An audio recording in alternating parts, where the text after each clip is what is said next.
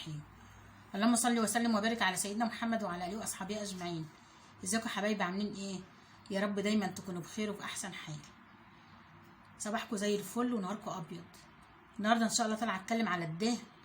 القنوات بقالها بتاع اسبوعين بتتكلم على الدهن وتسييحه وان هو سمنه بلدي. لا، هو مش سمنه بلدي، كل حاجه وليها اكلها وليها استخداماتها. انا ما بقولش ان هما بيقولوا حاجه غلط، بس مش هنحوله يعني لسمنه بلدي. الدهن حلو قوي قوي في الطبيخ، ومش مضر، واحسن من سمنه علب ملهاش اي مصدر. والسمنه البلدي دي شويه رز البيض على شويه فول. بصوا، مش اي دهن وخلاص، ده يبقى خفيف في الاكل. بصوا عامل ازاي، بصوا بيتفسخ ازاي، فصوص خالص اهو، والله يتاكل ني اهو. ده دهن الكلاوي، يعني مش تجيبوا اي دهن والسلام، ومش من اي جزار وخلاص. يعني جزار يكون بيذبح لحم صغير كندوز، اهو ما تجيبوش دهن من جزار يكون بيذبح كبير.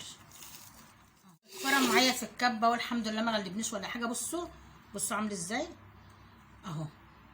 ليه؟ عشان نوع الدهن نضيف وحلو، ما فيهوش مش جايب لي شغط، لا ده هو جايب لي دهن زي ما قلت لكم، دهن كلاوي. بصوا بتبقى فيه قشره اهي عليه، بصي زي الكيس النايل بتقشري كده.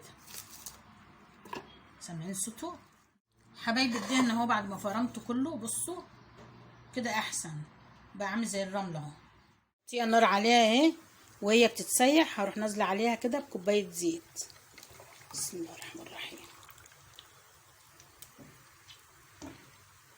هنزل عليها كمان بمعلقه ملح صغيره وشويه فلفل اسود حصى.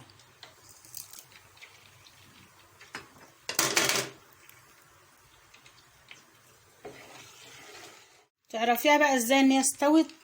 اكيد هيبقى فيها ايه، قشيم بسيط كده، اللي هو السله بتاعها، تلاقيه مصفر كده واستوى. بس توطي عليها، تخليكي انا موطيه عليها قوي عشان تتقدر. حبايبي الدهنه اهي اتسيحت، استنيت لما هديت شويه. معايا بطرمان نضيف، وبردك حطيت مصفى من فوق. بسم الله الرحمن الرحيم.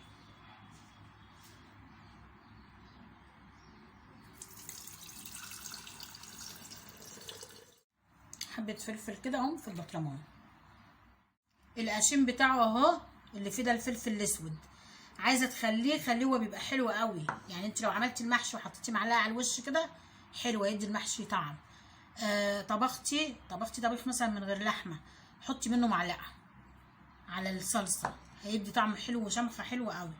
وانا صفيته اهو، وهوريهولكوا كمان لما يجمد شويه عشان تشوفوا ترميلته وشكله ايه.